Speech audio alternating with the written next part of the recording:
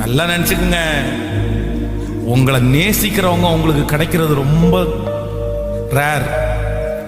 உங்களை நேசிக்கிறவங்களை நீங்க இழந்துட்டீங்கன்னா உங்க வாழ்க்கையில் இருக்கிற பெரிய இழப்பு. உங்களை நேசிக்கிறவங்களை இழக்காதீங்க.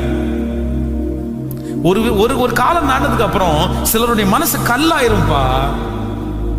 சில கணவனாருடைய மனசு கல்லாயிரும், சில மனைவியினுடைய மனசு கல்லாயிரும். இவருக்கு எவ்வளவு செஞ்சாலும் அப்படிதான், இவருக்கு எவ்வளவு செஞ்சாலும் அந்த மாதிரி ஒரு கல்லாக்கிட்டாங்கன்னா அதுக்கப்புறம் கஷ்டம் பிரதர், கஷ்டம் சிஸ்டர். எதுக்கு நீங்க கோவப்படுறீங்க சொல்லுங்க? எதுக்கு கோவப்படுறீங்க? ஒரு ஹோட்டல்ல போய் உட்கார்ந்து 5 நிமிஷம் லேட்டான அவங்களுக்கு கோவம் வருதா? இல்ல இல்ல. ரோட்ல போகும்போது பசிக்குது, ஒரு சாக்லேட் வாங்கி வாயில போட்டு போறீங்கல்ல, அதே இருந்து வீட்டுல வரும்போது உடைக்கிறீங்களா, அந்த அளவு உங்களுக்கு கோவம் வருதா? மிஞ்சும் கோவத்தை அக்கிரமமா கோவப்படக்கூடாது பிரதர், அனாவசியமா கோவப்படாது.